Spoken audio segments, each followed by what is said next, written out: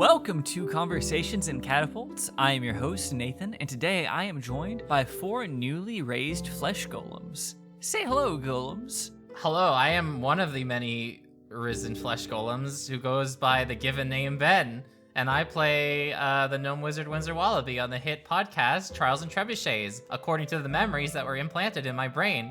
Hi, I'm Golem 2, and I am Carla, and I play the level 7 Tiefling Roguelike Integrity Addleberry from the hit Trials and Trebuchets show. Oh, I'm a golem. I think Winsler has a lot of really smart ideas, and I'm gonna listen to everything he does forever. I'm also called Sarah, and I also play Mira Marchand, the level 7 half-elf bard on the hit podcast Trials and Trebuchets. I am another flesh golem. I came from a pod which I was cast in. I have been given the name Sam, and I play the level 7 human sorceress Sarah Nebsenderman.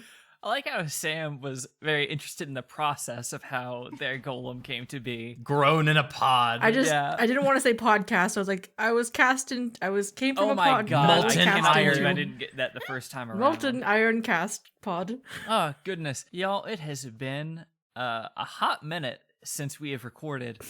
And as such, we have a very chunky winter. barge of an episode for us to Ooh, chunky bar. cover. Mm-hmm. We're doing 5 episodes. This is Conversations Catapults, episode 16, and we are covering 5 episodes, which is the most I think we have ever covered in one episode of this show. That is That's unprecedented. so many. Yeah, so I'm Wow. going to have y'all here to record for about the next 3 hours, just to make sure we cover everything. Is that God. okay? Yeah, y'all didn't have any plans, I'm gonna right? get in so much trouble after 11 o'clock from my landlords.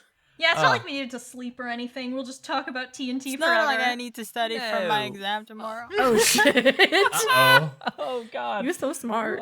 Well, let's start off. We can take this in chronological order, or I may switch things up as things occur to me, or as whimsy takes me, just because I've been out of practice, so who knows how I might feel led. But I wanted to talk to you all about the fight between Cax and Professor... Oh, what's his name? Katonka. Katonka. Okay.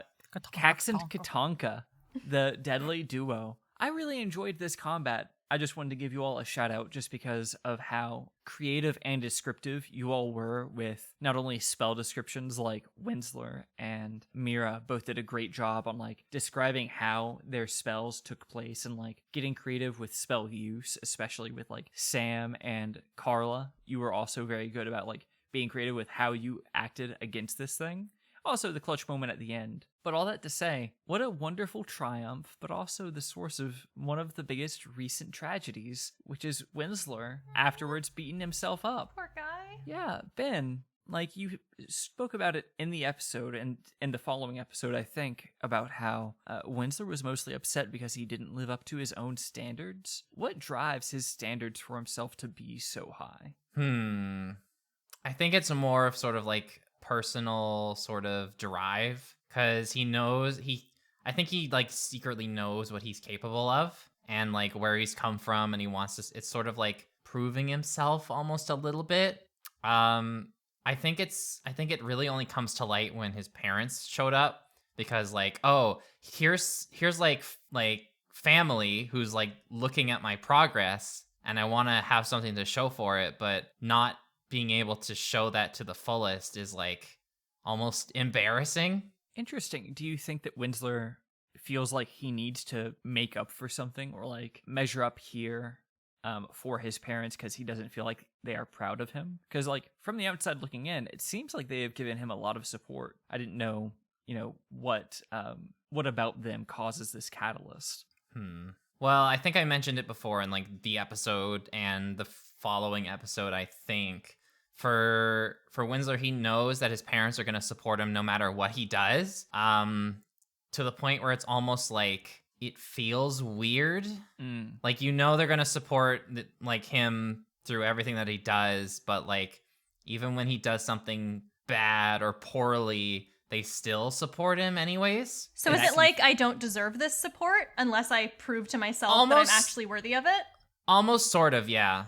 I think he's just too aware of where he came from and his family to really like do much about it, other than try and push forward and do what he can to really let himself shine. Wow. That is very interesting, and I appreciate this like different side of Winsler that we get to see here through the advent of this kind of competition. But following that, we actually got a fun little scene with Integrity. Integrity, damn it. Carla doesn't exist. She's just damn it. there Who? with her horns and tail. Fuck me. I mean, you said integrity, and I'm like, oh, okay, they're talking to me. Oh my God. I don't know why it only happens for you, though. This is the weirdest thing. Reality has been blurred. Yep. Carla, did the moment with Vincent remind Integrity of, like, working back home in Dry Falls? Like, and does that kind of make her miss those simpler days back before she had to, risk getting attacked to get small hearts or, like, little organs for people just to get her mentor back? Like, I don't know. It seems like something that she might be yearning for right about now, especially with her family back. It definitely reminds her of being home because, like, my imagination of Integrity has always been, like, the type of person who would help out with a business, do entertainment stuff just outside their store or during, like, the market weekends, to get the attention of, like, the people and, get all that moolah. It's very cute to picture, like, a little Integrity, like, upgrading her act outside of their shoe shop, like doing different things to attract customers or to, like, help them out. That is a very fun little image. Yeah. Integrity invented the turning of the signs. That. And she my excelled at it. But like, her being triggered by what Vincent's friend said was because, like, what the heck? What do you mean when you say that shoes are, like, no one cares about the shoes? Of course people care about the shoes. And I guess it's just, like, that pride in Integrity. Like, this is literally her family's craft. It's their bread and butter. And it definitely makes her miss home, especially since, like, her father and her brother were not able to visit. But having her mom and her two siblings were very, like, it reminds her of the peaceful life in Dry Falls, but she obviously enjoys being in Wildcliff, and it's just, like, the kind of thing where she is, like, nostalgic, kind of. Do you think she would take her friends with her to visit Dry Falls one day? If they would want to come with me, I would gladly bring them. If they want. Yeah, that's true. I don't know what kind of place Dry Falls is. Like, it sounds very quaint, but it might be the equivalent of, like, hey, you want to come back to, like, a suburb back home You with want to me come back for to my the summer? small hometown where you can go Yeah. to the parking lot of the mall that has no stores in it? Anyone want to visit Winnipeg over winter break? There's nothing here. You can go to the Tim Hortons and you can sit in the parking lot in front of the bowling alley that's closed. There's There's Walmart. also a Oh my Walmart parking gosh. lot you can do donuts in.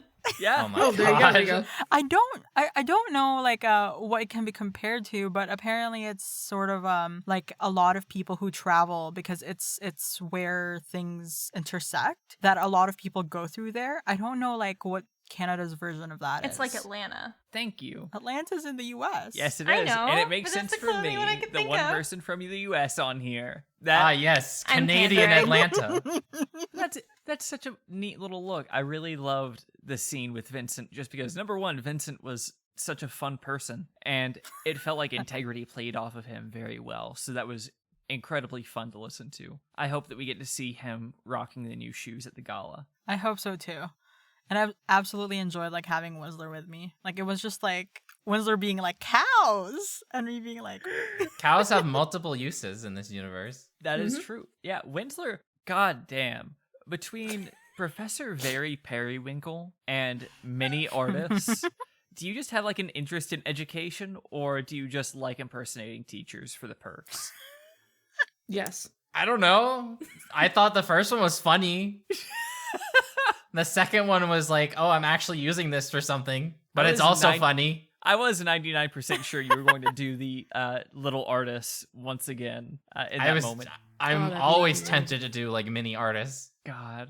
Do you plan on using the alias Very Periwinkle in the future? Like, because I feel like you could open a lot of doors as a fake professor. Double life. Yeah. They have to actually Probably teach a class. Winsler gets It's already like technically official according to the like campus store. So I guess it depends on whatever situation arises that might need a professor's word. God. Might actually have to like fabricate a fake application with credentials and shit. Winsler fakes having an office and ends up getting like swept up into some sort of work romance with another like professor or something. Has to constantly Fucking- keep casting alter self to keep up the facade. Professors and What? shit. What if you take over Fidan's like room, but just like push like some stuff out Oh my god. and like have a mini table there. Artist would probably kill Winsler if he did that. Hear me out. Like alter self into small artists, take over Fidan's room, and then if anyone has to come and talk about it, just be like, oh yeah, we're related, but my married name is Periwinkle. Oh my god. There's Yeah, so no, many layers to this. Artesian is my uncle. I am his little boy nephew. Very Second very nephew. I'm just his little boy nephew. As opposed to his big boy nephew? What? And shortly after we got the school store, we also got more fun in marketing with the big ol' vendor debacle. Sarah, Hi. first of all, actually, this is going to be a question for everyone. When you get a chance to play a nameless NPC like you did in that scene, what is your goal? And like by that I mean, are you trying to be funny, or are you like trying to give the person who you're like the person who is the playable character in that moment, are you trying to like be extra helpful to them? What is your aim to do? Or are you just like trying to get the biggest laugh? I'm here to be funny. I am here only to make you laugh. I feel good so joke. bad that this is an audio only medium, because you saying that with a big old frown on your face in front of a big old cyberpunk city background on Discord is very good. It's like, I'm here to be funny. Incredible. Love it. I enjoy playing the villain. So a lot of the times I will just make a character who's like, they're funny, but they're also just like going to make things more difficult for everyone else, because I think that's also extra funny to me. That tracks with what we've seen. Ben, you're very good about being just an evil piece of shit when you have to be. Yeah. Yep. Well, I mean, I don't have to be. I just want to be. Choose to be. I choose evil. It's not when the situation calls for it. It's when the situation might be open to calling for it. That you're like, If yeah, I this can do situation this. could be slightly funnier. I don't say I really have a goal when it comes to making a character. I don't jump into into a scene to be like making. So basically it's like Carla comes in and makes jokes. Ben comes in and causes chaos. I come in and I'm just part of the scene kind of thing, I guess. Balance That it makes out. sense. You're just trying to like. I'm be just a neutral party helping with the scene. You're trying to be like, oh, this is someone that Luke could create if Luke wouldn't just create like crazy people, you know? Like, this is what if Luke created a normal NPC. Now, Sarah, after that vendor forum, first of all, how was that for Mira, like, as a triumphant moment? Was that as empowering as it appeared? Or is she mostly just worried about whatever revenge that Bailey Blue is going to try to get? Mira is not worried. Mira thinks Bailey Blue is a little bitch, and she's not afraid of him. Yep. Valid, I don't think absolutely Mira valid. necessarily saw it as like, oh yeah, like I totally owned that guy, but more so like, okay, I made the best of a bad situation. Everything is going according to plan. I don't think that this guy should be the event planning committee head, and this gave me an opportunity to show that to people. Mira's gonna run the school by the end of our second year, basically. Damn right she is. No joke. Bye, Crow. It felt like a moment of Mira kind of like finding out that she has a knack for administration, as long as Very much administration is that. just passing the blame. It's true. She's great at that. Now, did it make her appreciate what Bailey has to go through a little bit more? Because I mean, those were so many complaints for one little blue boy. I think that it made her frustrated with Bailey more than anything else, because it's like he allowed it to run as such that all of these problems got created and then shifted the blame onto Mira. So it was very much a thing of like, anybody could do a better job at this than Bailey is right now. Is Mira interested in like running the party planning committee? Yes. I don't think this is a spoiler. Mira absolutely intends to run for leadership at the beginning of next year. Oh, that's Fuck exciting. you, Bailey Blue. Fuck you, Bitch Bailey. Blue. Yeah, hey. Bitch boy Blue. True. God, I Mira will want go the- through a campaign that's like proper and ethic, and then we'll just be going around like, fuck Bailey Blue, vote for Mira. It's true. Listen, as long as you can convince Syndra to vote for you, then you're good. We The need power to is with her. employ Syndra in like the campaign. Just make posters. You gotta get non-voters to being voters. You know what I mean? Yeah. I hope that we see more of all of the characters of Bowen and like everybody else, just because I don't know. I think it'll be fun to employ them in Mira's little event planning scheme. I want that to be Mira's like little posse aside from Swim. Yes. Like Little campaign posse. I wanted to I see love more it. of Bowen and Arlie immediately. Same. Following all of this came the messing about with Indumati stuff, and I actually had for kind of a halftime moment here in the show, I wanted to see, what do y'all think Indumati's shady past is? Because I feel like it could be any number of things, and none of them are very good. And I wanted you all to join me in the mind space of imagining what could potentially be that shady past. I kind of had an idea of like, because like there was the whole discussion of like going out with a group of friends, and one of them like a failed coven attempt kind of thing, if that makes sense. Yeah, it was a weird like Yeah. story about going out and getting drunk with your pals and then ending up like with one of them dead. It took an immediate turn. It was wild. Yeah. It's Yeah, they might have all been doing more than just experience. drinking. What a wonderful experience. Yeah, she all of what she said and mentioned, all experience. It's all happened to her at some point. Yeah, but like, is she a back alley doctor? Is she some sort of Maybe. assassin? Like, I don't think sort of- so. what do you think she was before she was doing this? Because it wasn't something normal. She gives me the vibes of someone who just does unethical shit because it's convenient. Like, I don't know that she had like a super like specifically formalized dark past, but rather it's just like, oh, it would be really convenient in this moment if I like found a corpse and animated someone, because like I need to bring a date to the Christmas party. I'm gonna go steal body parts and do that. Like, just shit like that. Various, like, assorted unethicalities based on convenience. That's the vibe I got anyway. And a necromantic opportunist. Yes, and like we that's don't very good. 100% know if Endamati was telling us the whole truth about that either. True. Like it might be darker, it might be a lighter story, but like oddly enough is trying to use it as like a teaching moment. I don't know. I don't think she's a bad person. I think she just does stuff for her own sake. Yeah. A lot I'm of people trying to on Discord relate to her. She would never put a shopping cart back and wear like a shopping cart. Jeez. Goes. That's Indumati. Or she would try to put like the shopping cart back, but instead of like walking it, she like throws it.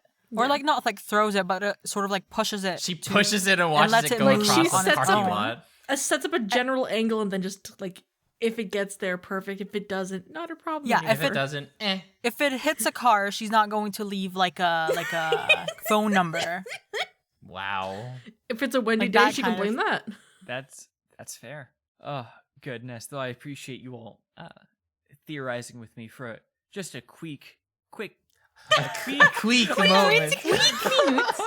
I don't fuck me. I haven't talked into a Just a little microphone quick. in over a month. Like, I thought you were about to say I haven't talked in a month. Like, whoa, what? yeah, I've been doing a vow of silence. It's been really good for me, actually. Nice. Is that the sound of a little duck? Queek, queek, queek, queek. Too old to be a duckling. Aw. Quick, quick. Oh my god. No. Is John Mulaney still the only person y'all follow on Instagram? Yes. I think so. Hell yeah, commit to that bit. And Twitter, if I recall correctly. Hell yes. Ah, goodness gracious. Well, with all of the Indumati stuff, Sarah, like, we had the moment of eavesdropping on Alaro and Adeline? Adeline. Yes, thank you. And when talking about that with Delnis later, does Mira concerned about letting Delnis know about her mom's troubling behavior? Because, like, I noticed that she hesitated on telling Delnis what she had heard. It was that she had Yeah. overheard an argument, not what it was about, you know? Yeah, I think that Mira's perspective right now isn't like, oh, Delness shouldn't know about this, but rather like, if I flat out came to Delness and was like, hey, I think your mom is undead / doing evil shit, she doesn't necessarily think that Delness would believe her, but at the same time, she doesn't necessarily like want to be dishonest or lie to Delness either, and so she's doing a lot of like, hey, if you ask what's up, I'm gonna tell you what's going on, but I'm not gonna come up to you and straight up be like, hey, I think your mom is evil and sketchy, because she understands that Adeline and Delness are very close at this moment. So I think she kind of sees it as like, if Delness sort of gets the message that something is up with Adeline, she's going to have to come to that realization herself, and it's probably going to take a while. What is like the line for that protection? Is like, because we've seen Mira kind of like withhold information unless Delness would like ask about it specifically. Mm-hmm. Is there like something that Adeline could do that Mira would be like, I would have to lie to Delness about this, or risk their relationship entirely? Which one do you think she would choose? Definitely, I think if Mira or Delness or someone else was in immediate physical danger, I do think that she would be like, hey, Delness, gonna be real with you. I want to know your thoughts on this. This is what I suspect. Here is why I think it. I think that at that point, she would prioritize telling Delness and being open with everything over protecting her feelings, especially because they have had conversations in the past of like, hey, if we're gonna be together, I don't want you to keep things from me. I want you to be forthright about all the stuff you're doing. So I think that is where she would lean. Interesting. Yeah. And Carla, I actually meant to ask you this earlier, but when you all were recovering organs for Indumati, I may have missed something, but Integrity picked up a small little squirrel heart, and you never actually said what you plan on using that for. You just said that you wanted to create life, and I was curious if you wanted to tell us what you meant now, or if that was something that you were going to hold on to until it came up on the podcast. I think that like the clues are there just because like from the book that I got from the Elder Loft, it allows me to make a homunculi. I don't know what that is, but apparently it needs a heart. So that is the plan. The Winsler approach. I don't know what this is or what it does, but I'm gonna do it anyways. I love Integrity reading about a cool thing in a book and being like, I'm gonna make it now. I'm gonna do it. I just read about a paper mache volcano, and I've got my baking soda ready to go. Oh, I mean, it's not really surprising. Like, you know what? That's fair. That's incredibly on brand for Integrity Idleberry. Sam, I had the final question for you, and then we have a fun game. The question, Sam, did you always have that story that Saraneth told Corinna prepared? Or was that something that you recently came up with, like for that scene or something similar? I have gone too far in depth with Saraneth's backstory from the very beginning. Like, there have been literal, like, dreams I have had of, like, crazy situations. And I was just like, what if I fix that up in a certain way to make it a story that Saraneth has of her childhood. So I always had the idea that there were like failed runaway from home attempts. I don't know if I'm ever going to finish it honestly and write the second book for it because everything's written out and planned. It's just like I can't but in the second book of the fan fiction I was going to write, there was going to be a whole thing about like, because like Saraneth has tried several times, but she's not good at it. Like she grew up in the city, grew up in the lap of luxury. She can read a book about it, but like she hasn't properly done it. Like those couple of days were the furthest she had ever gone before, basically. And you think about it like how mechanics reflected character, like her main assets come in socially, and like running away is something that she would have to be able to do on her own. Her main strengths are getting, other people to do things for her, or like getting to rely on them for things. Yeah. And like she has like in like our travels and everything, she's good at like, how do I get out of a social situation? But like she doesn't know how to fish or hunt for food. Like she doesn't know like what food, like what foraging items are safe to eat or not, that kind of stuff. But back to like the main question, like I I have thought very deep in like if a conversation is ever to arise, especially when it comes to the people that she grew up with, that like, because there's her that they know, and then her who went through all these other things with her family and everything that they don't know, and so anytime like a conversation is happening with someone and like there's a whole like I don't feel confident in myself and everything, those are moments where I kind of reach into my pocket of like, here are things I've thought about, like her fear of lightning and everything. Like I'll bring that out and be like, hey, this story will relate to you, and I'm hoping that with that I can then talk you up from where you're currently feeling. Mm-hmm. As a part of that talk, do you think that Sereneth kind of wants to do what she is encouraging Corinna to do? And if so, why isn't she taking the steps to do that? I think that's just kind of one of her flaws of like, because like I said before, like she's thought of these scenarios in her head forever of like finally getting away kind of thing. And she's great at giving advice, in my personal opinion at least. I don't know how it comes across to other people, but like she gives good advice, like things that she has thought about wanting to hear told to herself kind of thing. But in her own head, everyone is more capable of doing what she is suggesting them to do than she is. Interesting. So it's not necessarily about the like how the circumstances are different. It's more about like how she views herself intrinsically as a person. Oh yeah, like literally her family's whole thing, her entire life have been beating her down so that she doesn't really believe in herself to do those things.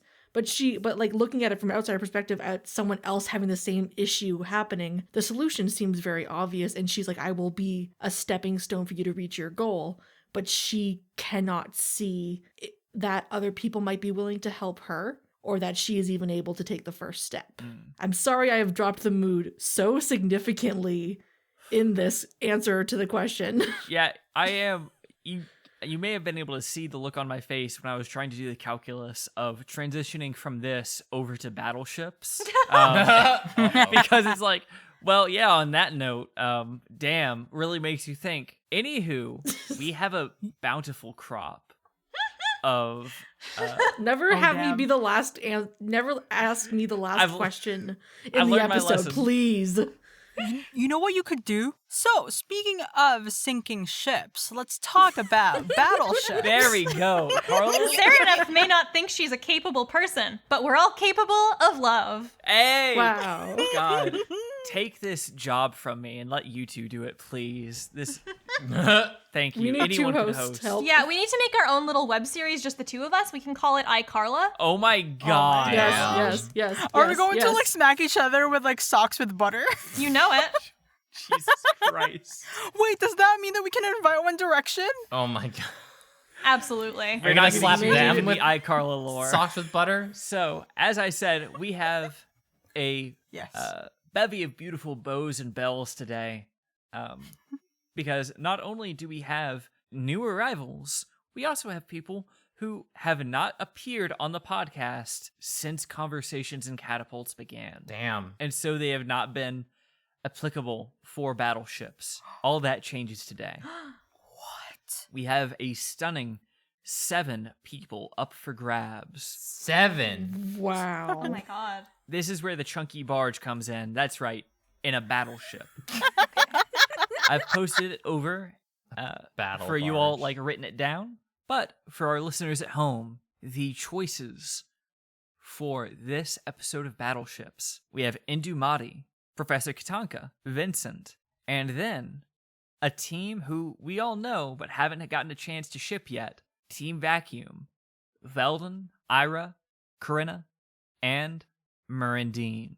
All of you may select one and then Okay, one person to got ship mine. them with. Mm. Just My due to the sheer battleship- number of choices, I'm considering doing a 2-round battleship where you get to pick 2 people. I've got one. This is hard. Okay. Sarah, why don't you go ahead So and this start might us off?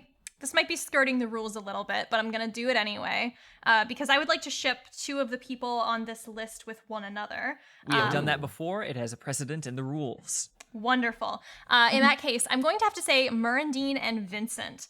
I think that they could play off of each other in a very fun way. I think that Vincent's got the... Carla, what does that look? Nothing. You just gave me The fear of shipping Murandine with anybody has just shocked Carla. I'm enjoying listening to your explanation. Okay. I just think that, Vincent can sort of serve as a model for who Murandine might aspire to be a little bit more like, whereas Murandine might be able to show Vincent a little bit more of like a bad side. I think that the two of them would have a very, very funny dates. Just listening to the way that they would talk and converse with each other, I think would just be a fucking constant barrage of like hilarious one-liners. They're similar enough that I think that they would get along, but they're different enough that they can bring out the missing aspects of one another. And so I'm gonna have to say Vincent Dean for life. God, that's a solid argument for both. I really do love the idea of Vincent wanting to talk to someone about their shoes, and then Murandine just throwing a rock at them to get their attention.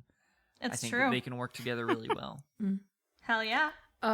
Just kind of looking at the list here. I think I would put together Indimati and her love of seeking knowledge. Because if you like, it's difficult to kind of ship Indimati with anybody because she's very much a recluse. Because like doesn't want to talk to the parents or anything like that. Like the second the whole thing of like, hey, these people are coming that you can come talk to and everything. She's Opposites off. attract. It's Like, nope, thank Elric you. and Indumati. That's the ship. Listen, you've got to think outside the box.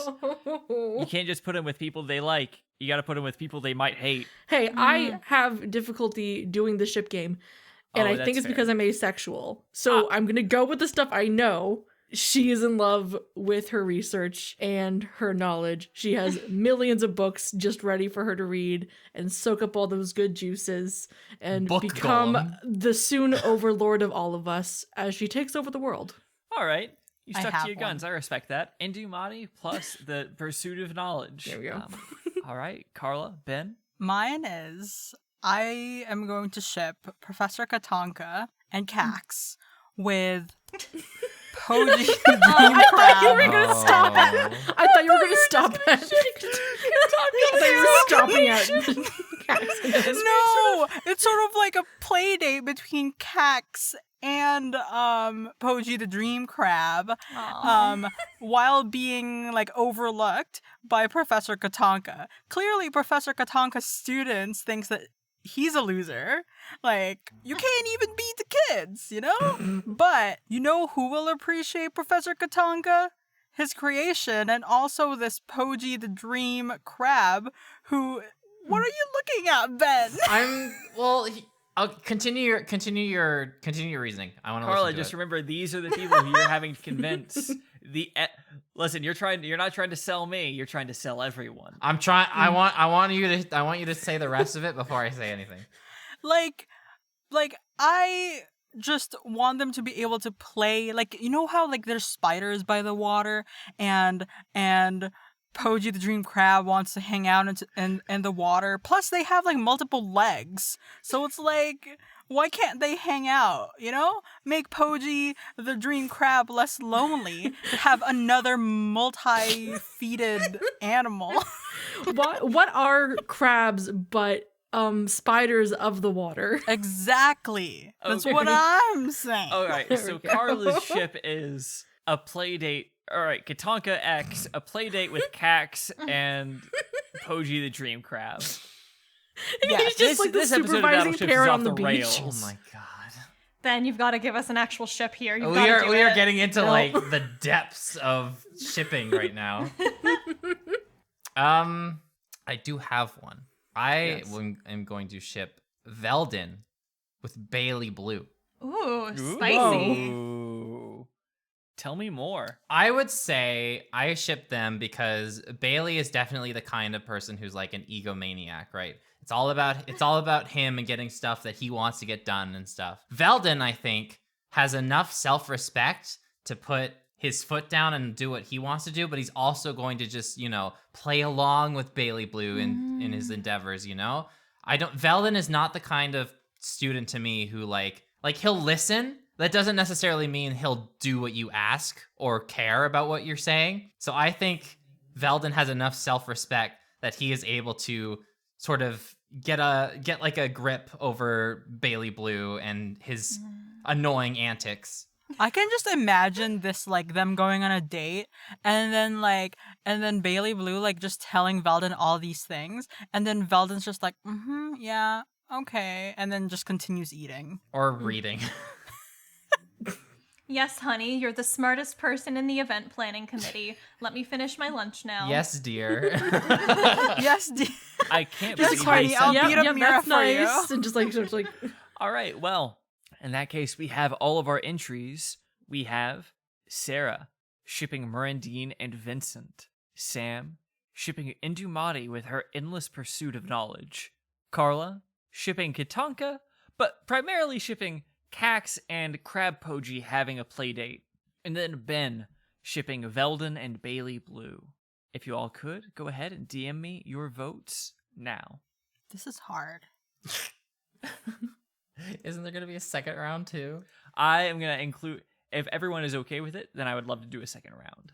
Oh boy. But if you're not up for it and you want to wrap it up, we can do that too. I mean, I'm down. Gotta get the brain juice flowing. Gotta. this will give me more time to think of a proper ship. It's good that we're doing 2 rounds. For the first time in Battleship's history, we have a 4-way tie. What? Whoa. What? Wow. Everyone got 1 vote. In light Caleb of only this got 1 vote. most auspicious event, everyone gets a point. Yay! Oh my gosh, I'm not a 1-pointer anymore. Everyone wins. You get a point. You get a point. Dang, I wasn't expecting that. Neither was Yeah, I. I feel- Incredible. I'm surprised. I almost never get a point when it comes to these things. Well, So don't worry. Hey, Sam. I I voted for yours. Let's go ahead and do another round then. How Got about each it? other. Let's do it. The tiebreaker. All right. What I ask, don't use someone that you've used before, and I will Okay. give special consideration to folks But who. What does your special consideration mean? You don't vote. That was just kind of like You trying to don't push vote. you to pick someone totally new. Okay. It was special You got it. consideration as like a thanks for doing that. I appreciate you and I Okay. consider you more. I see. Hmm. So this is a ship that has been talked about for a little while on the Discord server. Sort of discussion of it has sort of fizzled out recently, but I'm going to bring it to the forefront of battleships because I feel like it's been woefully underrepresented lately. We have Ira x Karina. I think Dang that it. I'm so sorry, Sam. I didn't know. Ah, that was the only other thing I could. Okay, I have to keep Oof. thinking. I think that the conflict between Karina, who is somebody who now unexpectedly is saddled with the burden of carrying on her family name, suddenly being attracted to this like fucking dirt girl, total commoner, is just a very interesting internal conflict. I would like to see Karina wrestle with her own feelings for Ira in that way. I think that Ira would be a very funny mitigating influence on Karina's Karina-ness. I think that Ira would have a lot of fun just getting to see the dumb bullshit that Karina gets up to and getting to put her own spin on it. I think these are just a very cute dynamic of like this very rich noble sort of contesting with these feelings and the like regular person who gets to sort of rein her in a little bit. I can't believe there isn't like a fic yet about the 2 weeks that they spent in Isithil together. Oh, I know. Like sparks were flying Aw. around. You've now spawned ideas. It's gonna be our like we don't know like if tomorrow is promised to us. We don't know if we're ever gonna go back home. Are you kidding me? That's so romantic. Well, Karina had that whole thing where she said those weeks were like this time that she felt so free. And what if her being able to explore her feelings for Ira and then having that ripped away from her is one of the reasons for that? Damn. not allowed to play anymore, Sarah. The deep lore. Yeah, all right. Who wants to follow that one up? Oh, Sam. All right, Sam. Let's hit it. Ooh. Mirandine and the 20 gold bag of candy that Integrity has to give him at some point. Oh my god. Yeah, pay up Integrity. He has been waiting. He got stuck in Isithil for 2 weeks. He is going to receive that bag of candy, and he's just going to spend a weekend in his room and just savoring every piece of candy. I completely forgot about that bet. Sam with the long Mirandine, shot. after those 2 weeks is a changed man. He doesn't believe in material things anymore. That's what Yeah, you're nice going try. Okay, don't know He's if we'll going go to that come up far. to integrity and be For. like, you know what? I was there for 2 weeks, and there was like some existential crisis there. Like I thought I was gonna die, and I realized that sweets and food are not that important. Even like the 20 gold coins, it's not that important. think- you know what, integrity, just donate that. Just know what? donate that money. Carla, you Carla, just want to Carla, keep Carla, the Carla. candy for I- yourself. I understand, Carla, that like you're trying to get out of this bet, and that's actually why we planned this today. This is actually an intervention for your gambling addiction integrity. You keep going and making these bets, and you're running yourself into a hole with the imaginary coin that you're going to just give all these people with every bet you make. You can't keep coming to me for money. Speaking of bets, what ships do I need to be betting on here? Ben, Carla? I have one. Are you sure It's a about bit- it, Ben? It's a bit on the nose, and it's just kind of easy and out there. You Um, you don't seem super excited about this ship, Ben. You seem like you're an artist who is turning in like something factory made. It was hard to think of this one because I'm also still trying to work out how it might work, but it's basically based on like one factor. I'm going to ship Indumati with the portal attendant. I don't remember his name, but I know why I'm going to ship them. It's because Indumati, you know, she has a dubious past. She's gotten up to stuff. Clearly, she wants to go home with some like weird stuff that somebody might find suspicious. I think she knows how to work around this attendant, right? Bert. Okay. Do we have a last She name on that? knows all of like how he works in and out, and he can do nothing about it. And he's at the point where he's like, Indumati. You know? A couple who Ben? crimes together stays together. Seeing Indumati like come up to the front counter just so she can go home, like highlight of his day because he knows he's not gonna get banished or anything. He's not gonna die. She has not left her house in like 2 weeks. Excuse you. When you came up when you were letting us know that you had a ship and you just seemed so down about it, I did not expect you to be choosing Bert of all people. I thought you were going to go with like a Murandine X Integrity. But no, this is off the wall, and I respect you for this. A lot of mine have been off the wall. This is on brand for me. You're right. And that's how you win the game, Ben. I think that I would ship Karina and Vincent together. And my thinking here is just because, like, how rich are you to have to think that you need specific shoes to go to a gala? And Karina is not necessarily like, I don't want to marry someone because they're rich. I think that Karina may want to, like, be with someone that they just like truly love. And Vincent has like some good qualities, because otherwise why would what's her face dance with him in the ball? She hasn't danced with him yet. And like Karina is I just think that the dynamic there might be interesting because like she's very relaxed but also a stickler for things at the same time, because there's a lot of pressure on her now as like the new bearer of their family name. And I think Vincent is very like chill, and I think they can both help each other out with Yeah.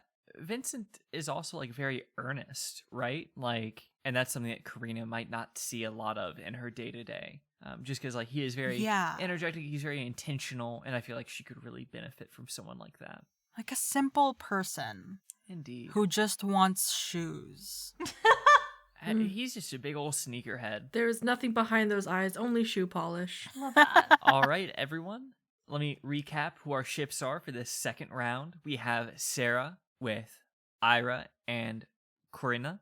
Sam submitted the Murandine shipped with a 20 gold bag of candy, which was a blast from the past for all of us here. Carla, Vincent, and Corinna. And then Ben, Indumati, and Bert, who I've also written the portal guy in parentheses. The portal guy. Because I was afraid I would forget by the time that I recapped who Bert was. So, if you all could, go ahead and send in your votes to me. Well, I have a big congratulations to not just the winner for this Battleships, but also one very passionate fan. First, Sarah, congratulations on winning Battleships. Ira and Thank you. Karina, incredible ship, and long championed by someone from the Discord named Eugene.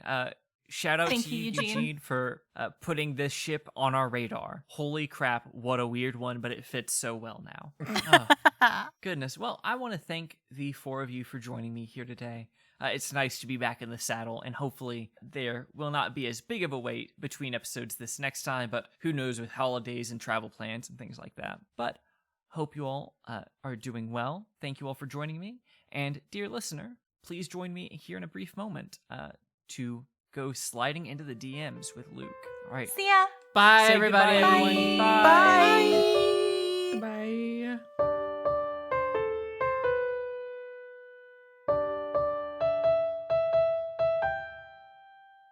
Welcome back to Sliding into the DMs. I am here with Luke, who just got brought back after being banished for a whole minute. Aye, welcome. I saw the universe expand before me. I also had a lot of big sips of water while I was bringing back from being banished, so I was didn't have anything ready, and I was just panicking like, don't splurt out your water when they throw to you. I saw the secrets of the universe, and my reaction was, aye. Those are pretty spicy secrets. Oh, God. Luke, it has been a hot minute. I said the same thing to the players, if It's not been word for word. so fucking long. Yeah, do you remember how the show works? You speculate wildly, and I get to sit here and say yes and no to any wild, rampant speculation you present. All right. Cax was originally created to be... I got nothing. I was trying to think of something funny for Cax to be, and I was like... Cax was originally created to be something other than just what Katanka uses him for. I assume some sort of mining equipment? So the actual, and you might know what I'm talking about when I reference this, but I don't know how many of our listeners. I actually don't know how many of our listeners are super into D&D. Does that make sense? I know, I It's totally like- get that. It like So they enjoy listening, but Yeah. But I also am like I sit down and like read through the monster manual, and and it's like, how many other people do that? Because I assume it's normal because I talk to Luke, but I don't. yeah, exactly. I don't actually know. So, anyways, the monster is the Retriever, which is from Mordenkainen's Tome of Foes, if I'm not mistaken. Big baddie. Big baddie, very fun. I changed out a couple of things. I gave it a different web ability because I hate the spell web, and I wanted it to be more fun. And here's an actual DM tip. If you're just going to use one monster, you need to give them multiple actions because of action economy rules. And so whenever we see, like, I think the first time we ever saw this was with Nesca, where Nesca just took 2 turns, right? Yeah, because legendary if actions, not, baby. she just wouldn't be anything, right? Like, that would have been a punk-ass fight. Anyways. But the actual lore, as prescribed by Mordenkainen's Tome of Foes, is that Retrievers are created by the Drow to retrieve demons for a Drow shit. I spoke with the players about this because in the episode, they almost broke that little controller that Katanka was using. And I told them that, when you guys were starting to break that, I was thinking, if they break that, I'm going to have this thing go on a fucking rampage. I'm going to have Cax absolutely rampage around, because the other component is to create a Retriever is more than just making an automaton. You create an automaton and put a little piece of a demon inside of it, right? And then you're just like kind of shackling that thing to then hunt other demons, to then use those demons for other shit, right? God, that's so fucking cool. Mm-hmm. The fun of that episode, by the way, is that we recorded it on Halloween, like the actual Halloween day. And so we fought a giant spider enemy on Halloween. It had this wicked, spooky energy that I think this entire arc has inadvertently had just because we started this arc right in Halloween season. And so like we've just been like necromancy, alchemy, giant spiders constantly. You do a literal like Frankenstein waiting Yep. for lightning to strike thing. Yep. Which was so good. Mhm. Oh, I'm glad. Part of that scene, I was describing it. I don't know how this comes across, but I was narrating it.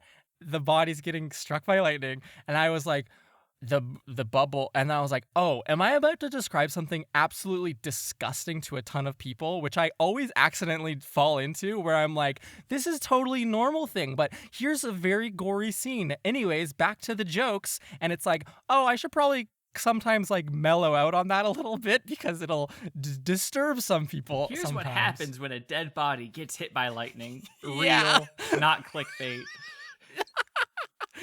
Oh, anyways, yeah. So it's this fun thing. That's who Cax is. This entire arc has been very good, scary, light energy, which I think suits us. It is. And also, speaking of that episode that you recorded on Halloween, I thought Yes. the fight was really well designed. Like, what were like your goals when designing that fight? What did you want Yeah. it to be? I think that most DMs who look at combat and say, I know you're really into combat, Nathan. I'm also very into combat. I think most DMs who are into combat look at vanilla-ass combat and say, this is kind of lame. It should be a bit more fun than this, right? There should be... It's not made for not made for a chessboard. It's made for a terrain. Yep. And so, like, adding layers of things to do, which is a thing that I've always attempted to do, but I don't think I've always done a great job of it. And I think this one is a notable success in that endeavor. I think another time I could point to there being multiple ways to defeat an enemy would be the prickled pest who pursues back in Of Pets and Prophecies, where they could have just absolutely beat his ass into the ground, or Virgil can stand there for 3 rounds trying to convince the wind to chill out a little bit, right? And like those kind of like players keying into different components of something is great. I did not expect the players to key into Katanka being in the arena immediately. I was exhilarated that they did. I was like, that was going to happen like on the last round of combat, and it was going to kind of be like, oh, well, what can we do anyways? But immediately they were like, are you going to be here? Can we fight you? And I had to be like, bleh. And then like, yeah, absolutely. You can fucking beat him up, right? Just like be a bit careful. But I love the fact that fight had so many different like key turning points, because if they kept on targeting the controller, as you said, that could have been disastrous. Like that could have changed the campaign depending on how out of control you let Cax get. Absolutely, yeah. Like that would be like a real like it could have been a horrific incident on campus. I could have just could have killed thousands the twins. Dead. Yeah, yes, exactly, right? And then Integrity is just like, this is my villain origin story now, right? She's already a warlock. Listen. Oh, absolutely. Oh, God. But no, there is that. And like and even that is coming from a branching point of, all right, we can either attack Cax or we can attack Katanka. You know, all right, we're going to attack Katanka. Great. Do we attack him or do we attack the controller? Exactly. Which, I don't know. It's very fun that it's almost as if you hit a trap within combat, and that's something that I like a lot. Yeah. When we finish combat, the compliment given to me, because you run very good combat. I'm a player in your game, and you run very fun combat. And so as soon as we finished, Sarah was like, that was like Nathan's combat. And I was like, yes, this combat was a success. Excellent. I was so happy that my name is equated to solid combat in your book. It's good. You run a lot of combat, which is fun. It's something that we don't get a super privilege of doing just because the setting of the setting, which is why anytime we roll initiative for like a little mini fight, it's very exciting, which happened in this little cluster of episodes. I was so happy. Oh, God, the necromancy department was so good. I hate the gargoyles, but I love the fact that one of the professors like just has earmuffs on. It's the Stan Lee and the Amazing Spider-Man 2 scene. God. Yeah, that necromancy department episode, Nathan, I thought episode 150 and 151 would be one episode. When they walk to the necromancy department, Nathan, when they walk up to the necromancy department, I say, there's a locked door in front of you. And Integrity's like, okay. And Winsler's like, I have a solution. We'll send the cat in. And I was like, you're not just gonna fucking pick the lock? Is that not I what was. you're gonna do? I'm so sorry. I also had a similar thought. I was like, Yep. Integrity saw the lock, right? Integrity's right there. Integrity, you see the lock, Integrity. And then we just got cat infiltration. They got some information. Which, though being longer than doing a skill check, still a lot of fun to actually do the cat infiltration. Love Wiggle stuff. And I also noticed something that you did in this little cluster of episodes, which is, I don't know if I am just now noticing it, or if it is something you have been doing for a while. But there are certain points where you ask Ben how Wiggles responds or like reacts to something. And I thought that was a very interesting, like, I don't know if that was a conscious or intentional change or not. Yes. That's based on feedback from Ben, because there's some specific moments where where he's playing Winsler and I will play Wiggles. But in scenes where Wiggles is only there, he's expressed to me that he would prefer if I give him control of Wiggles, and he will be responsible in acting as Wiggles. He will be responsible in partitioning the information Wiggles has from Winsler, and like obviously he does that. I trust him to do that, right? Yeah. Like I trust the characters to, play the game and have fun, right? So Absolutely. like if that's what's more fun for him to do, and it takes some mental load off of me and lets us have fun situations where the cat does reconnaissance, and then like we get this seamless, Ben describes what Wiggles does, I describe what Wiggles sees, we roll a skill check, and then I just take back over speaking as Wiggles, and it's easy as that, right? The lesson of the story is, players, talk to your DM if you want something to change.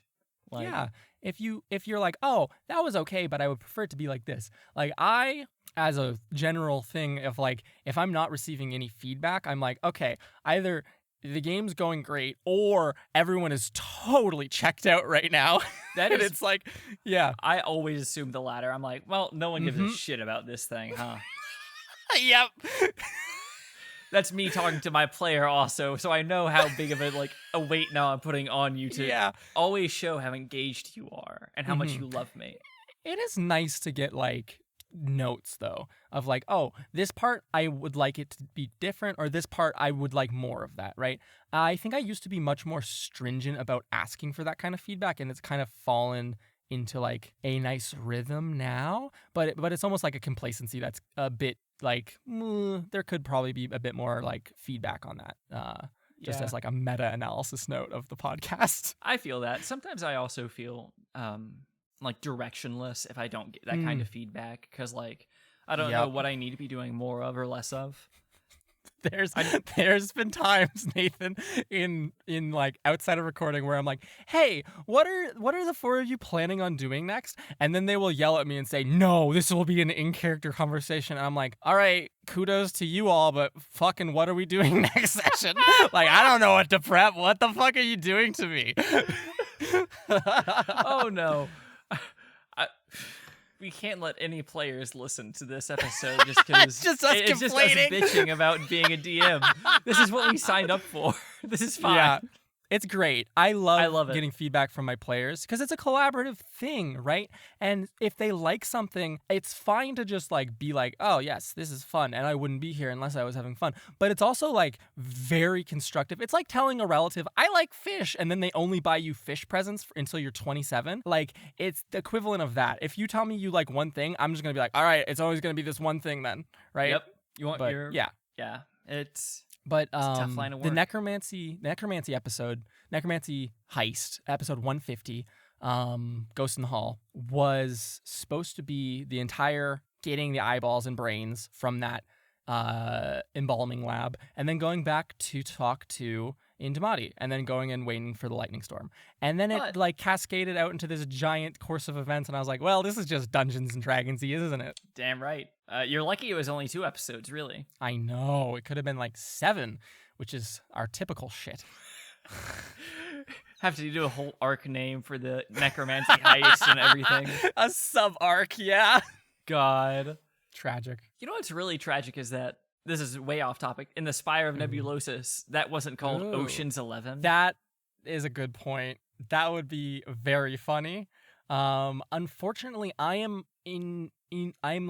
I have pulled the wool over my eyes on a lot of wordplay that I actually do. Like someone pointing out like, oh, it's nebulosis, like nebulous, referring to like the nebulous nature of like the morality of every single person in this town. I was like, oh, yeah, you're right. It didn't just sound cool. Yeah, totally, right? That's 90% of things is like, oh, that's a cool name. I'm going to do that. No, cool sounding names is the only thing that I choose. Yeah. But like we should do heists in D&D are good. They're a good setting. Sneaking around, trying not to get detected, very fun. Stressful. I don't know. I've had experience with like running two heist like sessions now. They go off the rails so quickly. Mm-hmm. Which that may just be any kind of like, oh, I want it to be a Western adventure. This is going to go off the rails. Maybe literally if it's a Western adventure on a train. But I actually wanted to shift topic to something I mentioned earlier. Like we can't let the players listen. Yes. Luckily, we don't have to worry about Ben. Yeah.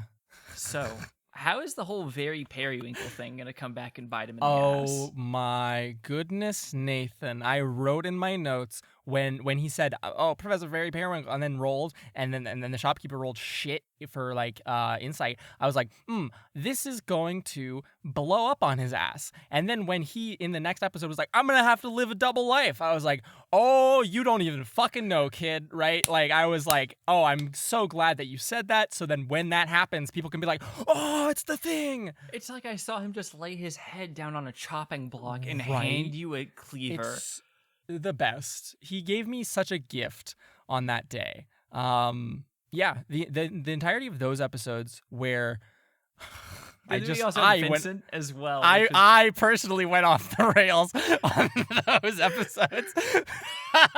Wait, is Vincent just supposed to be a set dressing NPC of like, oh, there are other students here? And yes.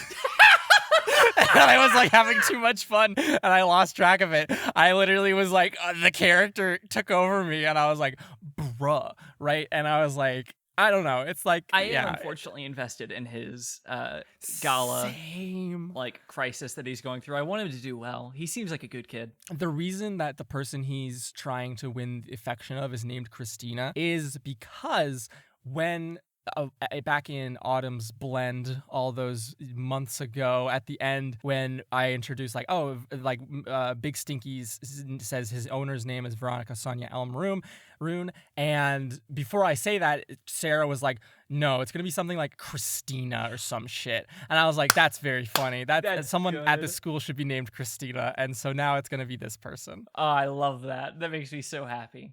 Mm-hmm. Speaking of many, many months ago, I also had a question about like another like big picture decision that you made. Oh, interesting. Which is, I don't know why I'm pausing this long. I have the question written down. So like dramatic. Why? It just seems a little bit too confrontational now that I'm reading it. Okay. I'm so excited. Yeah. Like, why did you bench Team Vacuum for like so many months? Like. And I from a DM's perspective, I was like, all right, that might be like a little quick fix for like NPC bloat. Like there are just so many people, can't keep track of all of them. I'm going to have these go sit in timeout until I thin the herd a little bit. Yes. I would say yes. That was because we interacted a lot with Mirundine and Karina to a smaller extent and Ira right before Trading Places stuff, right? Like the start of Trading Places is talking with Ira and getting this kind of like conversation happening, and then Mirundine always existing in the periphery of excellence, and so pushing those characters off to the side and saying, okay, let's focus on a bit of the other less developed NPCs for a second. Yeah. An additional thing of just like, I didn't want to have them duel again. That's right? fair. Yeah. Been there, done that. Yeah, we already did that one. Let's move on, right? Which is where But people were really hungry for that Mirundine Mira rematch. Yeah, people can be hungry for it. That's Hell fine. Yeah, Luke. Fuck you were fishing for that answer. Badass. Nathan fed me that line. Come on, Luke, don't you care what the fans want? No! People wanting stuff makes me actively avoid it. So we can't tell the Discord about that. We can't. God. Yeah. So that was the main reason, like just That was the main hurt, reason. or I I didn't know if there was like another narrative, like Yeah. So I'm trying to recall because I think that was a decision made in Trading Places because I had this kind of like, ooh, I know what I want to do with Autumn's End, which is that like potentiality thing, which was a bloated mess. And part of that was knowing that the Team Vacuum wouldn't be back in time before all of that went down, right? Because they got back and then they immediately rushed to do artist stuff, and I expected a little bit of downtime. And that's why we immediately jumped into Journey to the Center of the Undercampus and had that like 4-episode fucking tiny, messy arc. And that was like peak burnout time. And just like a decision that I made was just like, yeah, they're just not going to be in the next arc then, right? They're just not going to show up for another year. Shout out to that undercampus demon fight though, because that was another instance of using combat creatively. Like Sarah had actually talked to me about this earlier today, where she was like, yeah, that fight with the demon was very much like, I'm trying to remember the exact way that she put it. It was showing a lot of how the characters were feeling. Like it was an emotional exposition, while the Katanka fight was much more of like a strategical like exposition, so to speak. Yeah. It's almost like the best thing to equate it to would be I don't have a good equation, but like the expression of where our characters are at right now through means other than just communicating. And I think the only possible way you could talk about that is like in a musical when they break out into a song to communicate what they're feeling, except in this case they're gonna fucking kill something. I would like to say, in addition to musicals, I think wrestling is also yes. I'm not super into wrestling. What I've seen is like, no, that is like, they aren't afraid to just share their feelings verbally, but they really get them out on the mat. Oh, I should watch wrestling just so that can be a positive influence on the podcast. You're gonna make so many monks who are all just grapple. Oh yes, but the best. Oh god, I'm sorry for getting us so off topic. You can tell that I miss doing Conversations and Catapults. It's good. Yeah. The weird thing is, Nathan, I feel like we've been talking for 7 hours, but it's only 25 minutes into the recording, and I'm like, how have we gone off on wild tangents so much? But it's like, no, we didn't fuck around for 20 minutes beforehand. No, we did. We just didn't record it. Oh my god. Oh, in that case, let me go then back to the necromancy little task. This is more just my own curiosity. I kind of did. I had a bit of an airball in the player section where I was like, "Hey, what do you all like? Come imagine with me what Indumati was like before she was a researcher." Yes, and it went okay, but I do now just want it from the horse's mouth. Oh, I'd been trying. Yes. Can I tell you my theory? I would love to hear your theory on this. Because of how you treat necromancy in this world, and just given her shady past, I'm going hard on like the back alley doctor type of thing, or like mafia doctor. Like Indumati had to patch up Juanita more than once after gang fights. Yeah.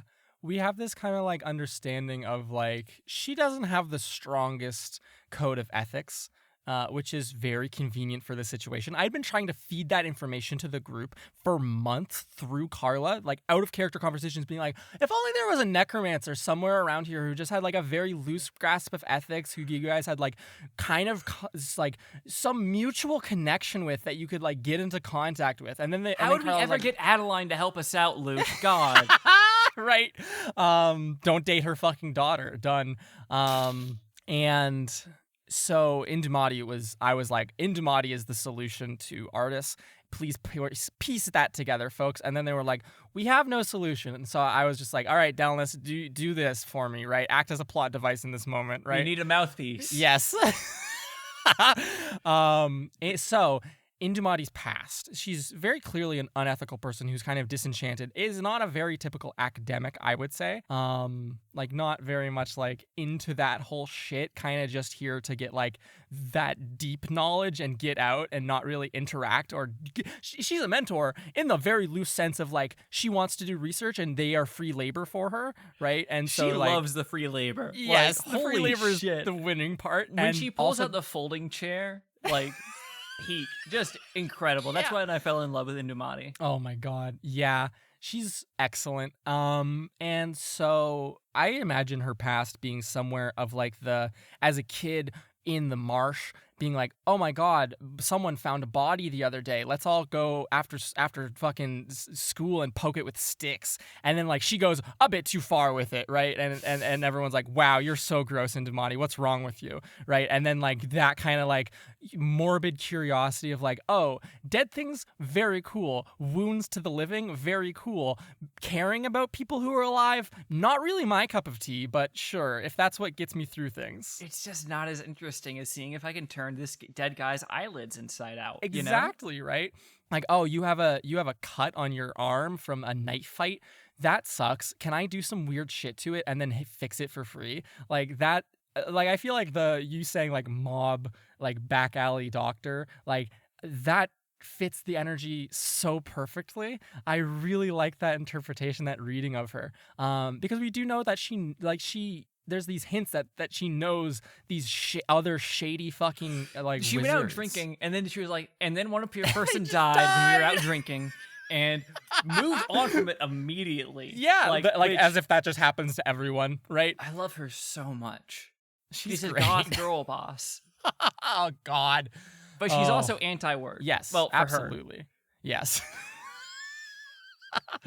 God. Another thing that came from being around Indumati is the character started pulling wild things. We got Mira pulling on the Adeline threads a bit more, which is excellent. And then we also in episode 149 got Integrity just out of nowhere being like, hey Delnus, do you know any is there a secret society of smart people, right, that we can like use the magic from, presumably, or use them as connections, right? And just because Indumati's like, oh, this is how magical circles work, and like I could suggest some like kind of like unethical wizards, but I don't know if they could help you that much. But like Integrity / Carla just being like, hey, is there really smart people who are all in some sort of group here, Delnus? And I was like, I prepared that information for trading places. Or not for trading places, but back during trading places, scandal kind of times. Wow. So like beginning of 2021, end of 2020. And I was just sitting on that and I was like, oh, this will probably be stuff that comes up in year 2 when like When they get potentially inducted. Sereneth gets inducted, or like they just fucking like put bags on their heads and like bring them to like whatever secret meeting room, right? If you need any help for like different hazing rituals that universities might put people through, I have a little bit of experience on yeah. both sides of that. No, just Yep. on the one side. Yeah, same. I played university sport. I'm Yeah, very you're aware of into hazing experience.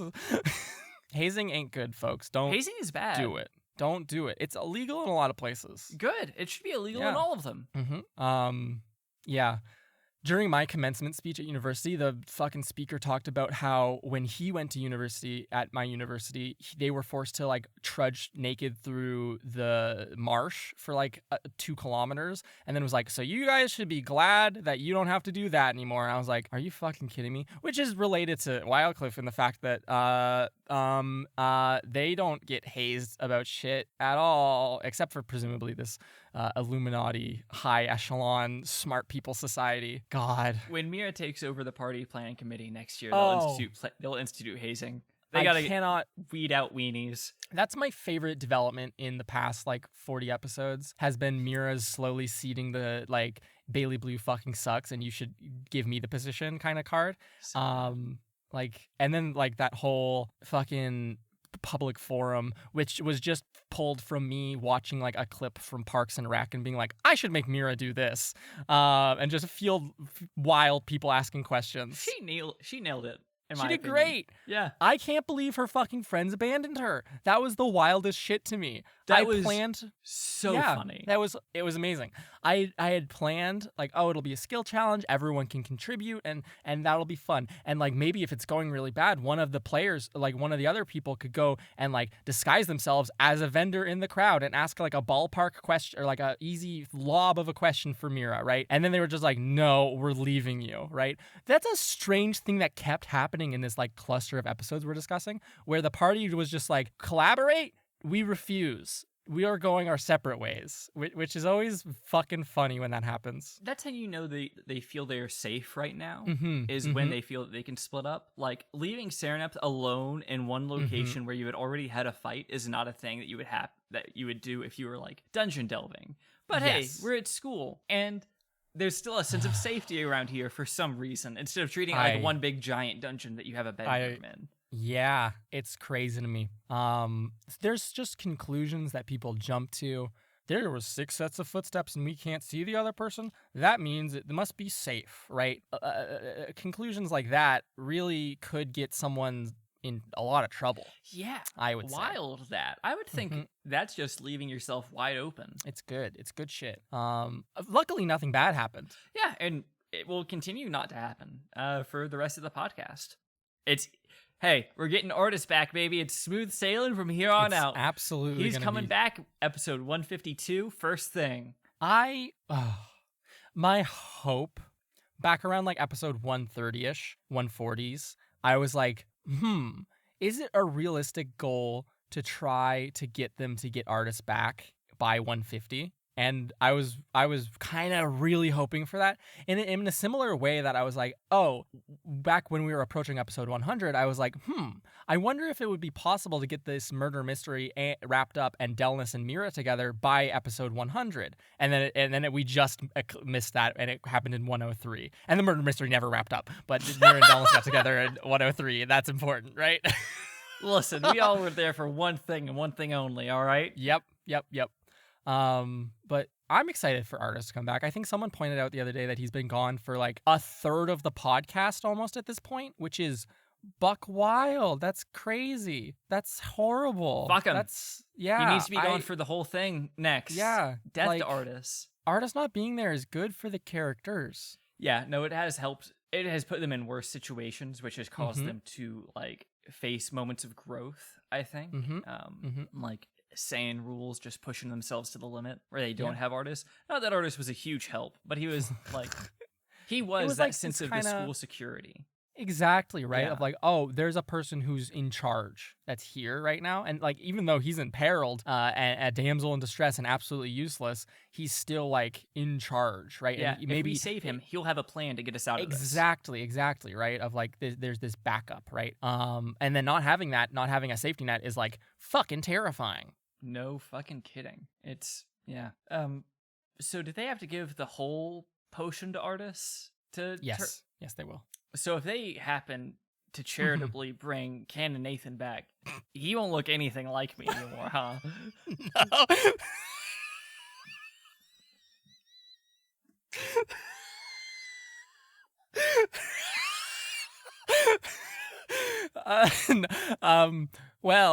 Unfortunately, no. Luckily, some people at the school who orbit are in our constellation of known characters. That's worse than Orbit. No, it's much worse. Some character, a specific character in our pack, our constellation of known characters, in our cast of supporting actors, could help with changing appearances and physical manifestations of beings, but we've not delved that far into that person's kind of line of work, unfortunately. I think we've spent a lot of time with Salty. God, I miss Celty too. I just want an all Isithil, only Isithil. Just give me all Isithil all the time. I know people are like, I'm sick of Isithil. Give me a different deity plane. Give me the plane of Stivus, all the storms and toads I could ever dream for. Give me the plane of Siltrin, where it's just the surface of the sun. Who the fuck knows? Give me the limb world. I want to go to a circus. We're living in it. We're living in the limb world, Nathan. Oh my god. That's how this is an auxiliary plane. Holy shit. That would be the best. For those who don't know, because we never talk about the pantheon of the show or of this world, we play the show, and Lem is the deity of coin and mischief, also known as the patron saint of swim. That's going to be the thrilling climax of this campaign. Is Lem's just going to descend or ascend from wherever they are and be like, you've spread my word better than any other fucking priest ever has. I bless you. That's going to be the best ass pull when they go to open the hatch. Before the progenitor escapes, you see descending from the heavens a little goblin who then is like, I'm a limb. my chosen. One of my things with this world before we started it, and I guess that intent has changed, was to make the deities kind of embodiments of just aspects of the world that were all kind of blended together. And that's just in the attempt to make things like cohesive, to be able to have, because we play Dungeons and Dragons in this setting. And so if someone wanted to play a cleric and they were like, oh, I think this one god is kind of cool, and I just want them to be able to play whatever they want to play and worship whatever they want to worship, and just make the argument for why that could be the case. Mm-hmm. But disregarding that, I never envisioned the deities as actual beings, and in previous worlds that I've built, they were just people who became gods, right? Which is a fun way to play it. But this time, they ascended. Yeah, exactly, literally. But this time, I was like, oh, it would be fun if they were kind of just like these forces of nature, as opposed to like actual beings. That kind of broke slightly with like Isithil, because Isithil has spoken to the characters the time that they were in the Loft of Elders, and Isithil was like, what the fuck are you doing here, mortal? Get out of here. Go on and prosper or whatever, right? Which, it was okay. But that moment changed it. So yes, what I'm trying to say is I never envisioned Lem as an actual little being, but to imagine them as a little goblin who just talks in a little croaky voice and is batshit is delightful. Yeah, he looks like a garden gnome because his favorite mischief prank is to hide in people's yards as a new gnome. Wait, are garden gnomes racist in worlds where gnomes exist? I was thinking about this. Nathan, crazily enough, you've honed in on something that has actually been living in my mind the past couple of weeks, which is like, what do gnomes in this world look like? Because we've never really seen gnome towns, and I've never really put that much thought into it. I just know that they exist under the domain of like the Lady of the Woods, but I never really given much thought. And I did think for a moment, wouldn't it be fucking funny if they lived in like little gingerbread houses in the woods and looked like garden gnomes? But then I was like, is that too much? Is that too much? And I was like, maybe not all gnomes can be like that. Maybe just this one little fucking town of weirdos. I think, you got to split it up by the different sub-races. That's the forest gnomes. Of course. The rock gnomes, those are like Santa elves because they build toys all year. That's who we're going to meet when we go to Troil to do our crow internships. God, I'm so hyped for Troil. Can you hit fast forward on the podcast so we can get to Troil? Oh, I would love to. Let's just skip to episode 228. Jesus Christ.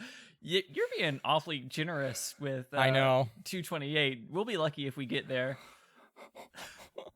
I mean to Troil by 228. I don't mean like if we get to episode 228. I do have faith in the podcast. I've been trying my best to I think Autumn's Blend got a bit bogged down pacing wise. I think pacing is one of my weakest abilities. It's near impossible to do well as a DM, in my opinion. I agree. Just because there's so many variables to account for, right? And it's not like you can just strong arm people into doing things the way you can if you're just a writer of some other fictional content, and like the sole writer at that. Exactly. In Dungeons and Dragons or any tabletop RPG, you must bend to the will of the people playing the game, and everyone's a player of the game. And so like me as the DM, and I'm like, I want to push things along, and you as the players want to explore these vignettes or conversely, sometimes the players want to push things along and I want to explore vignettes, which is when I do 30 minutes of like just improvised comedy and try to make my friends laugh, right? And those are fun, right? And we need those moments, and that's like the charm of playing the game.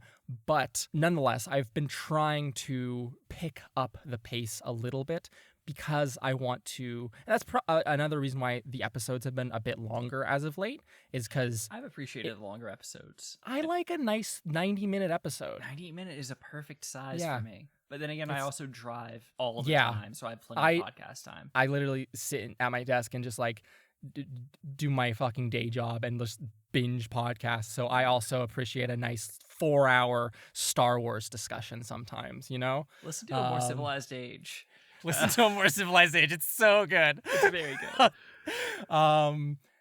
But like I've been trying to push pacing a bit more strongly. It's more similar to like those early arcs where I had a very clear path that I wanted to get along to and like beats I wanted to hit. Similar to like when we do Weenie Hollow, when I say I want this to happen in this episode, and no matter what else happens, I want this to get done, right? Mhm. And I will move every single thing behind the scenes so that the player's course of actions will cause something to progress, right? Like even if it's not monumental, I do want there to be more just forward progress, because we've been a bit like dead in the water for with just like enjoying the autumn's end, and that's fine. Yeah. I think that's when it comes down to like the game versus show or story Yes. aspect.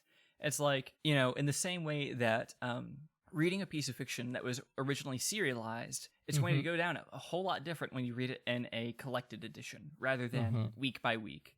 Yes, And absolutely. I think podcasts, especially narrative podcasts, are the same way, where, because you're on that week-to-week schedule, you do have the time to, like, spend time in an area, really let it soak in, like, really spend your time on doing something. And if you're listening to week to week, then it goes down really smoothly, in my opinion. But, like, binging it, that's when it becomes a little bit harder. Yeah, it stretches that out a bit longer since you're seeing these things repeated very quickly in back to back, like in succession.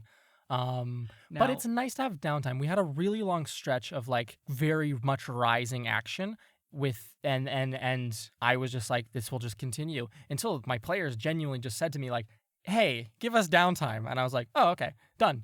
Right. And then we had an entire arc of downtime. Fuck yeah. Yeah. Where I gave them a problem to solve, but I was never pushing it on them. Right. Yeah. I was like, this problem is here.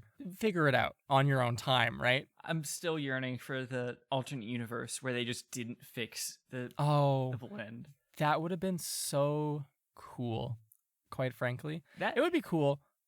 if I may. Yeah. Sequel campaign takes place in that other world. That's cool. That's a fun idea. New Game Plus. New Game Plus. They just play. Yeah. Oh. If we went through Autumn's, like the festival fast at like a fast pace, like 5 episodes, Oh yeah. I would have fucking just redone it like straight up. That would have been so fun to me to just redo it. I love time fuckery. I love like looping stuff. I love forcing people to. There's a like sadistic part of my brain that like enjoys making people do the same monotonous thing over and over and over again. You can tell because when they meet a new character, the character will introduce themselves and I will sit there and stare at them until they all also introduce themselves like regular people. And like that tiny act of like, you gotta do this tiny little bullshit right now. Like that like those kind of things. There's a door in front of you. What do you want to do? You gotta tell me you want to open the door before the door gets opened. It's like these weird like little tiny expressions, and so like to do an entire arc a second time is just like a pure expression of that. That would have been delightful. I also think like the visual and kind of like that's a weird thing to say. I think to say like the visual of it would be I get fun. you, though. Yeah, like those set pieces. I really enjoy set pieces, and we had like the one at the end of Autumn's Blend, and then we've had a bunch recently actually that have been very fun, and that's why fights are really fun. That's why like pivotal moments in plot are very fun, or just character moments are really good to make a evocative kind of scene. because those are what I enjoy a lot. Especially because in things where like action is happening, there's often like a degree of involvement with the scenery around the characters. And so that allows the area itself to come alive so much more. Like in Dumani, like her whole place was described to me as if like when I heard it, I was just like, oh, this would be a really cool place to fight someone. With like the stained glass, but like the clutter as well, causing like different terrain stuff. Oh, incredible. It'd be great, right? Interacting with the environment. I aim to make fun environments. I feel like I'm better at making environments and doing environmental storytelling rather than like bonk you over the head storytelling. I don't know the direct words for that, but I tend to be a bit more subtle and just there's impressions and hints and notes of these things remnant in places. And so moments where we get to settle for a second and like in Nebulosis, when I spent an entire episode describing every floor, or when they arrive at the Loft of Elders, or when they go to Artis's house. Like those moments where I can like tell something about the character from like, this is what the house looks like, and this is like it's like character design but environmental design, right? Where I'm trying to make something that's fun, that's interesting, that makes you want to interact with it. And I always hope that happens. And when characters in just roleplay describe interacting with the scenery, that's very fun for me. But in like large scale action or just set pieces, that stuff happens more often. So I always try to gun for those a bit harder. Another fun thing that you do with scenery, though, is that sometimes you make the scenery interact with the players, like by having a little sweetling fall on top of someone's head. Haley, what the fuck were you planning a year ago? Like, you're just like, I'm gonna interrupt this conversation because they're gonna talk around in circles. That was such and a clear, I like, figure I need this out to later. go. Yep. And now there's a big tree. I figured out, I know exactly what I'm gonna do with that thing. That is, I would love to hear that right now. Oh, right now? Have you ever heard of bleep? Oh, shit. You gotta bleep that and not tell a soul about it, Nathan. You're gonna have to show me how to bleep things.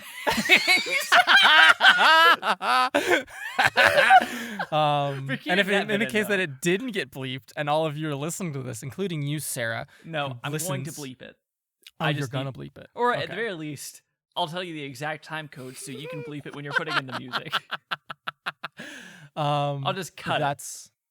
That's my large plan, and I have certain characters who I'm like, oh, this could be interesting to interact with. Yeah, but it's fun to have a little piece of Isithil in the material plane. Like that's a neat thing, right? These links. It's like when you play a video game and you get like little trophies from when you go to do missions, right? It's literally like one of those things. I love having a home base where you can decorate it with the shit that you've done previously. But that's neither here nor there. God.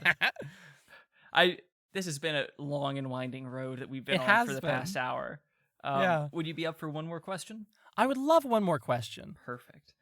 Your talk about pacing made me think about this, but it was why now for the Karina stuff? You know? Like, number one, that's the why now, and I believe like the pacing answers that question of just like, when else is she going to do it? Sereneth is alone in a room, you know, and it's a stressful situation. But also, like, the second part of the question is, why did you choose that path for the character?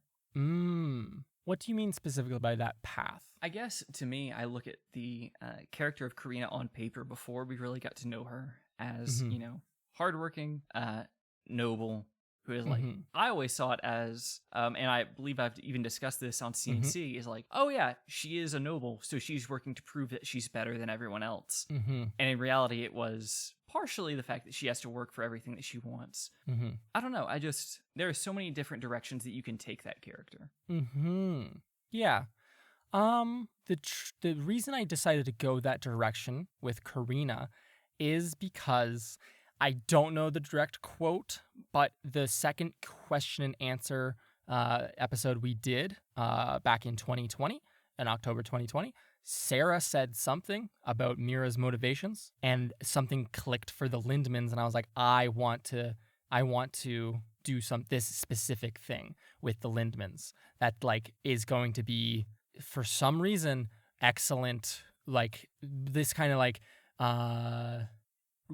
because the NPCs are a representation of the world at large, right? And so using the NPCs to speak for like this is the way that certain people view the world is a very important thing to do as a DM, right? Because it lets you convey a lot with just a couple of characters, right? You don't have to show everyone, you just have to show enough so that people can assume or infer the rest. A great example of this is how none of the children of nobles at this fucking school are very happy about it. Mm-hmm. Yeah. Yes, right? We've seen 4 of them, and they're all like, this sucks. Yeah. And so that paints a very clear picture of what human nobility is in this world. And in a similar way, we've seen a couple of elven nobles who are all very shady and like kind of uncaring, and that paints a very clear picture of them. But for Karina, it was this kind of conception of, I really enjoy this family bond, right? Like caring for, and it's partially built on like things the players have said and the way the players interpret these characters, right? Like Sereneth being friendly with Karina, and that being something of Sam's creation, right? Of like, obviously we knew each other as children, obviously all of this past history, right? And so I build on that. And then the thing that Sarah said, and I super wish I could tell you what it was right now. I apologize A part of so me wants strongly. to go back and like find the direct quote from that and just paste it in here. Yeah. But, and another concept of that is, I myself have a lot of siblings, right? And like some of them are stinkers. I don't like them, but they're my family. And so there's this like part of me that's like, like this conflict within you, right? Of like this familial connection. And if we're going to do parents at Wildcliff, if we're going to show people having conflict with their parents and wanting to go their own way and make their own decisions in the world and like forge a path, I think this is like the key thing where Mira talking about what Mira wants in life is why it resonates with what I view of Karina and to a lesser extent, or to a similar extent, Sereneth, of like the parents wanting something from you, wanting your own pathway forwards. And for Sereneth, an only child, that's fine. For Mira, the youngest child, that's fine. For someone like Karina or Angelica, they are kind of tied to one another in this way that other people aren't, right? And as stressed out as Karina is going to be at that, like she's the eldest daughter now, as the only daughter, right? But that doesn't erase her relationship with her sister as much as her parents might want it to. So when she knows her sister is injured, when she's uncertain about how things are going to play out, it become like a lot of that stress boils over to the top of like wanting to be your own person, wanting to go and find your own paths in life, wanting to change as a person, right? I think that's a relatable experience for a lot of people is you want to be a new person, you want to change yourself, and you're willing to change yourself, but then due to these connections with your family or with people who have known you your entire life, you're kind of pulled back into this like necessary description of who you are. I don't know if that makes a lot of sense. I feel like people can resonate that. I'm not entirely certain if they can. It definitely resonates with me. What's interesting about that though, that forging her own path, I think what you did, something that was another example of that, expressing character like emotional states without them having to just say it, is like Karina like admits the 2 weeks in Ithil were like, the most free I've ever felt. But she also, appears to deeply care about her sister's health enough to like just stay with her, like go to her immediately as soon as she finds out that she's in the infirmary and just stay with her. I don't know. It's difficult for me because I like both of my siblings. And so whenever there are stories about like bad sibling relationships, I'm always like, I'm having such a hard time relating to this. So like I see that. I don't know. Is Angelica an anchor in a sort of way for Karina right now? Right. Where like if Angelica, like, even if Karina was the only child, I feel like she would probably still want to run away. Like, so if Angelica died, then she would have nothing holding her back. Right. Like, what are your ties to things? That's like the interesting question. And maybe this is like the most pretentious I've ever been in making the entire podcast, but let me for a moment indulge myself. But like this question of like, because this is something that I personally think about constantly of like, there's people who've known me my entire life who I feel an obligation to. And is it necessary for me to feel an obligation to them, right? What bond is family if I decide there is no bond here, right? If Angelica is deemed by the parents by the Lindmans to be part of that family, but Karina still yet has that bond with her of like, no one in this earth is as close to being me as you are to being me, right? That kind of like feeling of like, you are me if only I was slightly different, right? And a different potentiality, if you will. Yeah, the only difference between us is 6 minutes. Yeah. It's just an interesting thought to explore, that concept of like, is Angelica an anchor? If something happened to Angelica, if for example, some malevolent force somewhere did something to Angelica, would that only be negative for Karina, right? Because obviously that would be terrible to lose your sibling, to lose this person who you're close to, you obviously care about, but it would be freeing, right? Yeah. And that's like very scary to like try to think about with your own life of like, oh, I care about these people, but like if they weren't around, would there be positives for me, right? Yeah. That's rough. And that's a rough thing, right? It's heavy. Yep. Well, on that note, thank you all for joining us. Fuck. Oh, yeah, I told you it was the last fucking question. That's good shit. on me Yeah. for making it. Oh, No, it's fine. No. Another fun anecdote about that, I must say, is Oh. Sam being like, I'm so tired between episode recordings, and then also thinking that was going to be like a 5-minute hand in the fucking fetch quest, not like it immediately happening, and then Sam being like, oh fuck, did I fuck up? So then the entire time I knew, I was like, I am going to get a Karina scene by the end of this episode, come hell or high fucking water, right? And we got there. I was so happy with it. That episode had such a wide range of shit, and I'm so happy we got to end on that episode, or that Absolutely. scene.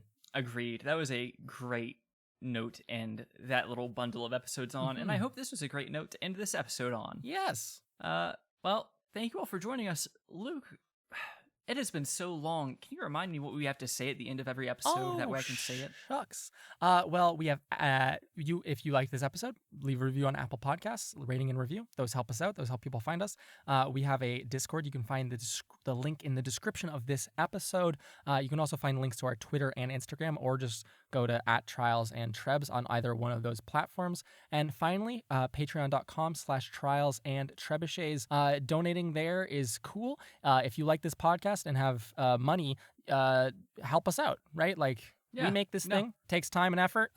It costs a bit of change to do. Absolutely does. And so if you can help out, I would love it if you helped out. That would be super fucking cool of you. That's how we got this show. That's how we got this show. We get great characters like Arlie and Bowen. Oh, Arlie and Bowen.